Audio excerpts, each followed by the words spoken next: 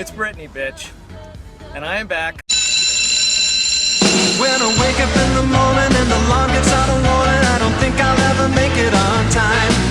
By the time I grab my books and I give myself a look, I'm at the corner just in time to see the bus fly by.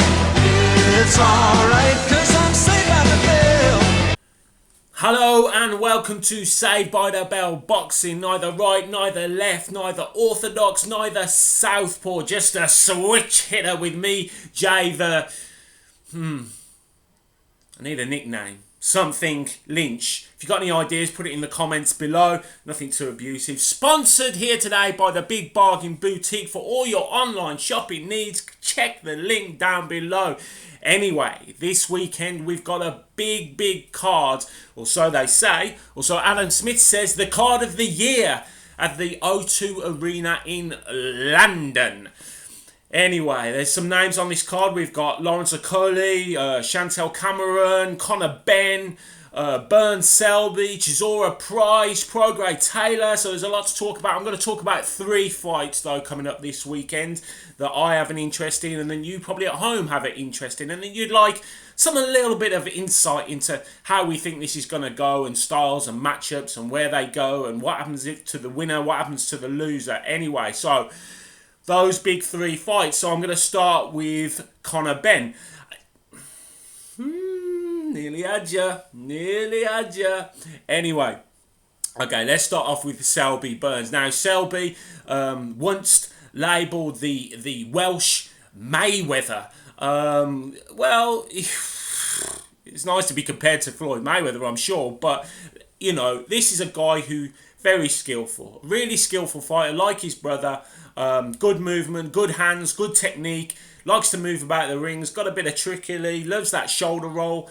But came up against Josh Warrington, who we didn't really know enough about Josh Warrington to see how good he was. And then those wins against Selby and Frampton really proved how good he was. Anyway, let's not talk about Warrington. Let's talk about Selby. So Selby on the comeback trail. This is a must-win fight for him. We all know this. He's coming up against the Scotsman, the Braveheart, which is Ricky Burns. Now, Ricky Burns, we know everything about Ricky Burns. Ricky Burns had a purple patch where he become world champion. I have nothing but respect for Ricky Burns. I think he's a fabulous pro, and we know that he works hard in the gym. He's dedicated to what he's doing. He does nothing outstanding, but he's got the heart of a lion, and he keeps coming, and he does got good fundamentals, and he's very, very fit. We know he's a pro in and out of the ring, a modest pro as well, and someone that I admire greatly for what he's done in boxing with his limited skill set. Now, he's coming up against Lee Selby, as I've just said, has great skill set, good shoulder roll, good movement, a little bit flashy, but we haven't seen that Lee Selby in quite a while. This is a big comeback fight for him. I mean, for the bookies, I would imagine that Selby is the clear favourite. And so he should be. He has the class to beat Ricky Burns and to dance around him and pick him off and make it quite an easy night for him. But Ricky Burns will come forward, will try and get at him, will try and pressure him, will try and keep the pace up constantly, and we'll see how Lee Selby can overcome that. But Lee Selby has the footwork to stand off him, to pick his shots, to make him look really bad. But what Lee Selby are we going to get? Lee Selby's obviously a lot younger. Ricky Burns is sort of coming to the end of his career. He's just sort of picking up fights. Just one of those guys that loves fighting and wants to keep. I know he's had money issues, so maybe that's an issue. I don't know. But he obviously loves what he does. He's still in good shape. So, you know, all power to him to go out there and fight on an O2 built on a big card and try and get himself some money. Now, I can't see this fight going any other way than a Selby win. Burns is long past what was his best since that defeat to Terence Crawford, and now we've seen, you know, how good Terence Crawford is, possibly the pound for pound fighter in the world in many people's opinions. So, you know, that sort of ended his purple patch, and now he's sort of, will he ever get back to world title status? I don't really think so. I mean, if he has any aspirations of becoming a world champion again, which, you know, in that division I can't see him doing, but if he does, then, you know, he needs to beat Selby, which I can't see happening. Although Selby is jumping up a weight to come and fight at lightweight, but he's had I think he's had 3 fights there already, so he should be accustomed to the weight by now. And if Lee Selby wants to go on and challenge for world titles again, he needs to get rid of Ricky Burns very quickly, very easily. Not so much quickly, but very easily, very simply. He should be looking in there very comfortable and very confident, and he should be confident going into this fight. Ricky Burns, if he wins, well, this will just get him another bigger fight to make more money. I don't think it's going to elevate him to world title status, but you never know. As I always say, in the world of boxing, crazy things happen, and you know, there could be a pullout and Ricky Burns steps in after a win over Selby and gets a world title shot crazily. Not likely to win it, but you know, those things have happened. So for me, I think Selby wins. Selby should. I don't think he's going to knock him out, to be honest. I don't think he's got the power to knock him out, but I think over 12 rounds he should dominate him, but we will see. Let me just take a drink. Anyway, so the next fight up we have the heavyweight title fight. Well, it is for the W something international something title.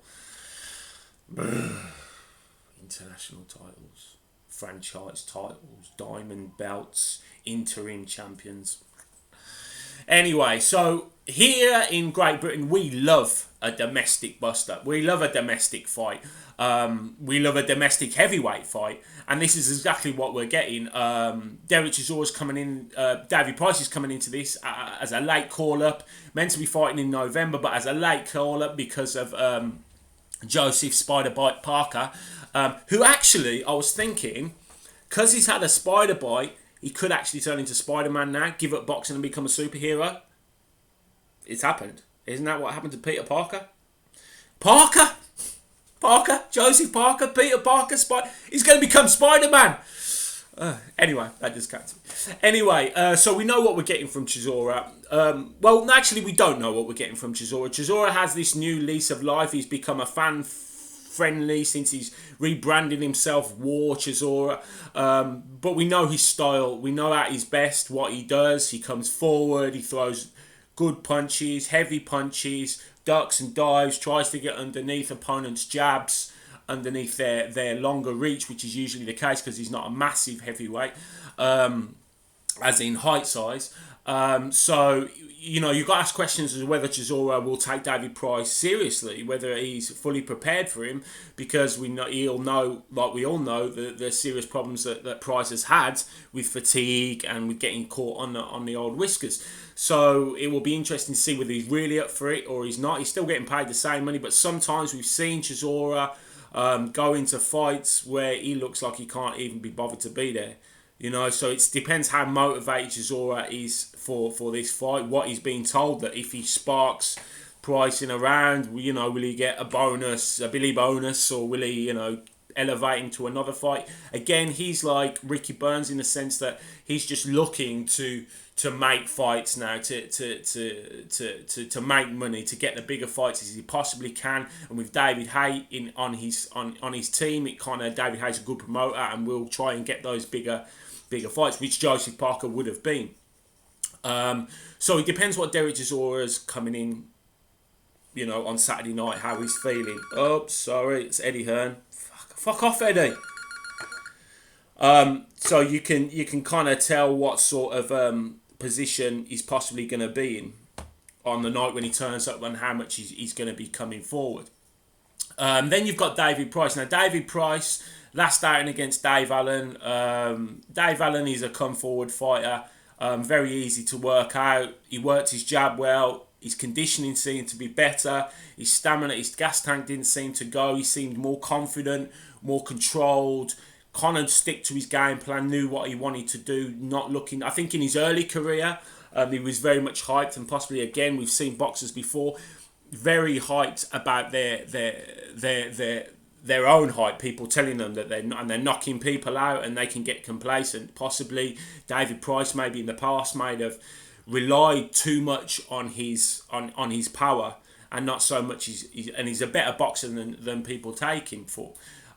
So, you know, either fighter, if they stick to their game plan, and they've only got one game plan they can go to. David Price, stick with the jab, keep him at length, and use that right hand to come over. I'm a southpaw, so but keep that right hand to come over the top and maybe catch him with it. Derek Chisora to come underneath, hit that body, keep clumping on the head, keep putting the pressure on, closing the gap. That's what you need to do against David Price. So it's kind of interesting in that sense on how this fight could possibly go. We know that Chisora has changed trainers, gone from Dave Caldwell. I don't really know what's happened there, but is that going to affect him? Is the late change of opponent going to affect him? In David Price's case, has he overcome that mental issue, which I always believe it was? It's not a physical issue. It's not that he's just one of these people that's got no stamina. I don't buy that. I buy it that it's a very mental thing with him, and that will help drain his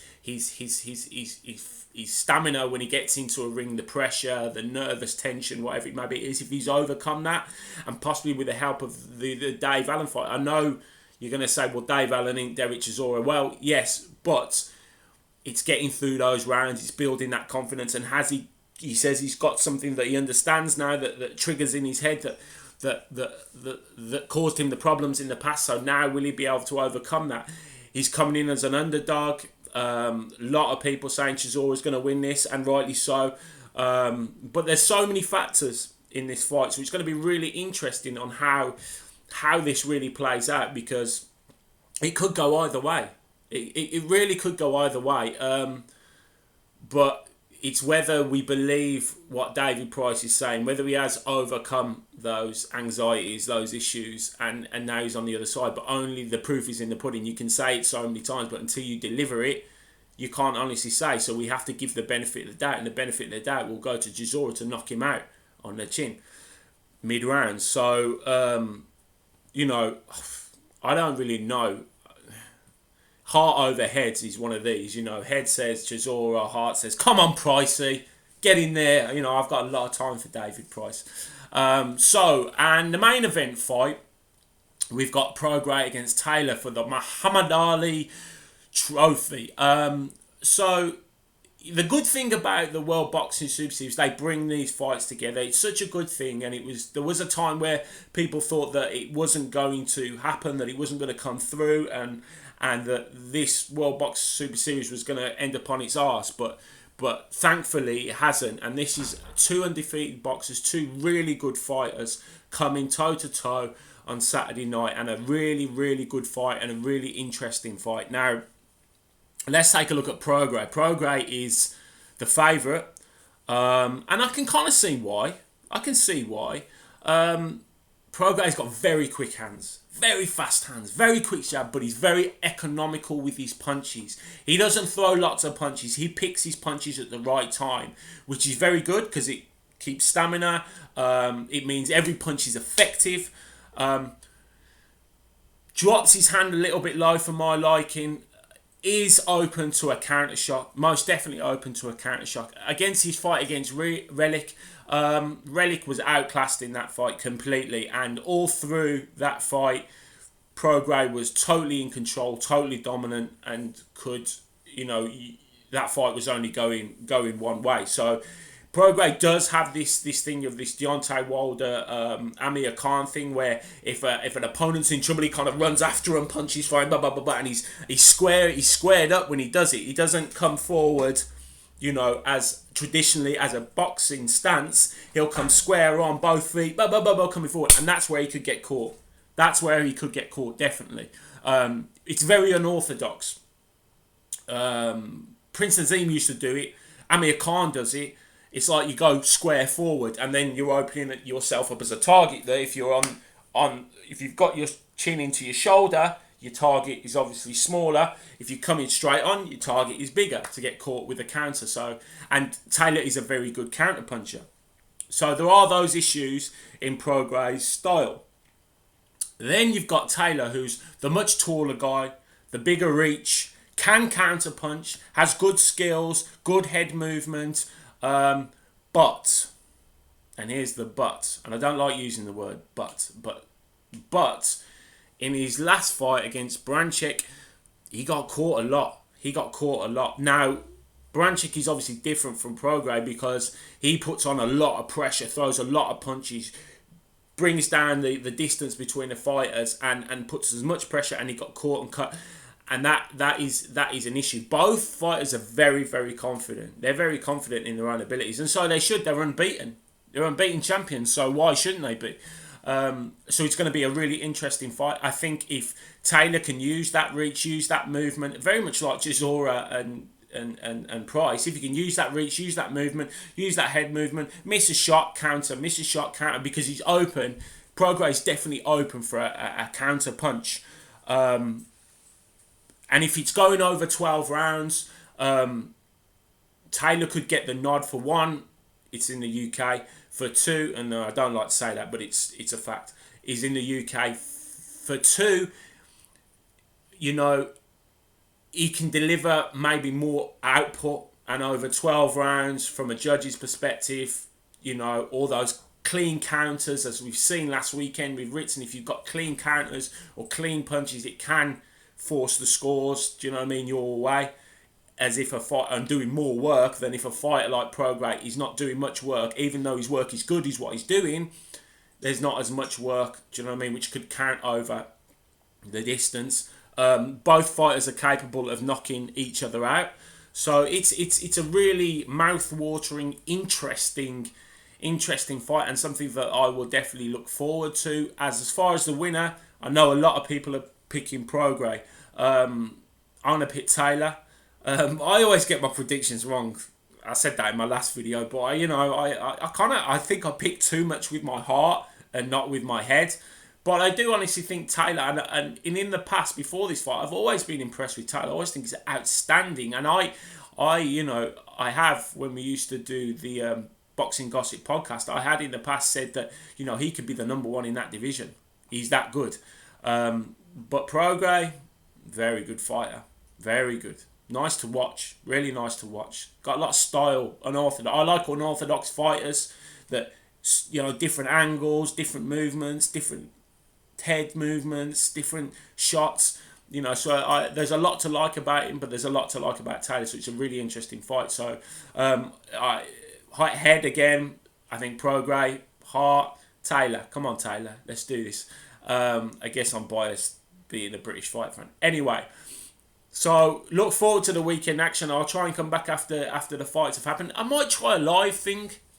You know, there's the live button, and maybe do it live on Saturday night, or do a live thing on like Sunday to talk about it. But I'll definitely come back with some sort of video to talk about how it went and where these guys go from their fights, and how their careers can possibly progress from there, and what's next for them. But anyway, thanks for watching, subscribing, for the views. I really love you all. Click the like button, share it, please, because that really helps me. And don't forget to check out the Big Bargain Boutique. Link is in the comment section down below. Anyway, one thing to say, you know what it is: be careful out there, or you might get bitten by a big hairy spider. Just saying.